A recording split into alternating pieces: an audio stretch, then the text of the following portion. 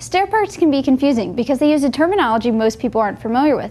But if you plan on getting a custom staircase built or having parts of your staircase replaced, you need to know that terminology. And to learn the name of each of the different stair parts, I'm here today at Adams Stairworks. I'm hitting the road, searching for answers, and finding great design. It's a quest for beauty, function, and of course, inspiration. Well, first thing you got to decide when you're going and shopping for your stair parts is you got to decide a construction technique in which to build your stair. There's two basic techniques for all stair building. First is post-to-post construction, where the railing will hit the side of a square newel or a ball-top newel. All right, so that means basically this handrail will hit straight into the end post, which is the newel. Which is the newel. It's just screwed in. It is the simplest, the most cost-effective way to join a railing to a post. All right. Okay. The other method is post-over construction.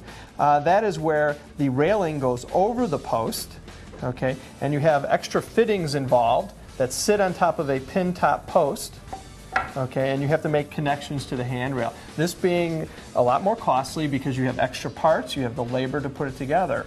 Post-over construction could be considered an upgraded version of the post-to-post construction because it requires extra parts. This is called a cap, and it just sits on the top of a post like so.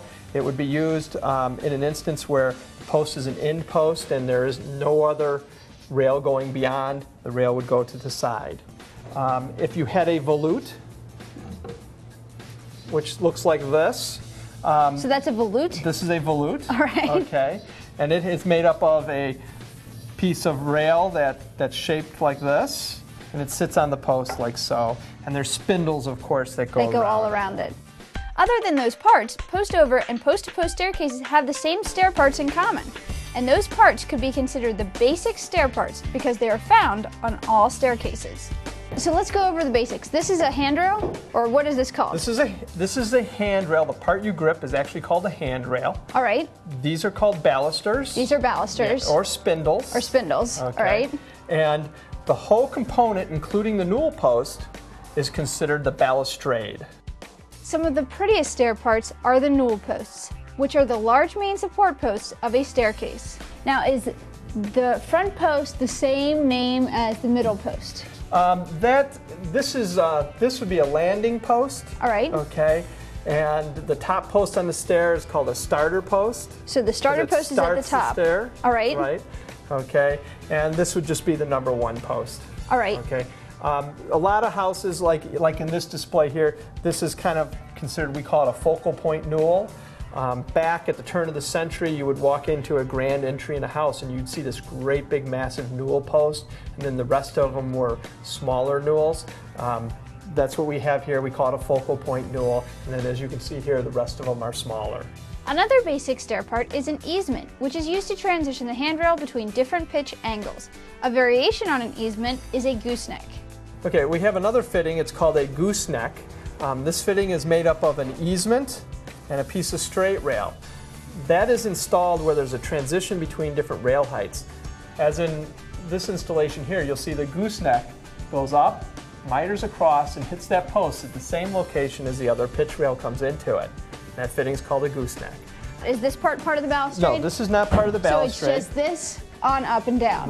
This This is considered the stair. All right. Okay. This component of the stair is called a stringer, and this is an open mitered stringer.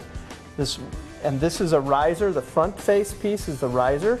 So this whole component down here is considered the staircase. This is considered the balustrade. Is the bottom stair anything special? Yeah, the bottom stair is something very special. That's called a swell step. Okay. Some parts of the country they call it a starter step.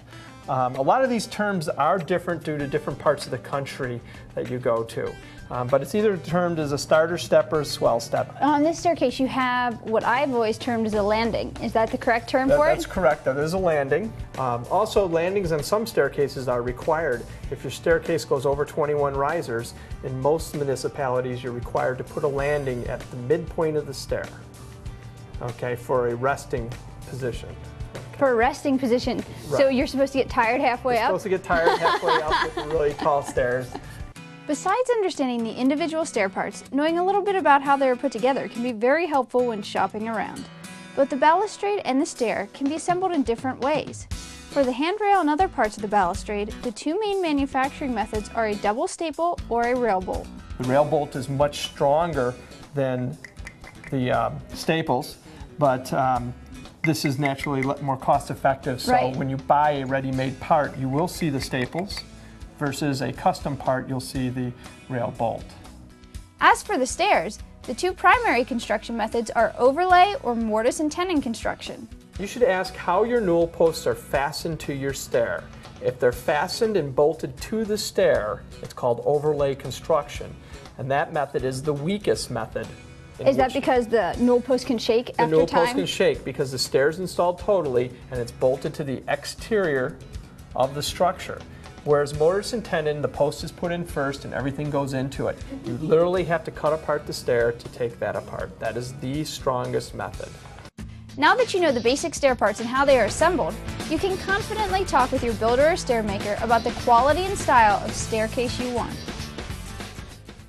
Check out my website, askthedecorator.com, to discover more about this topic, read informative how-to articles, or watch other videos from my trip. You'll find a variety of helpful decorating advice when you stop by.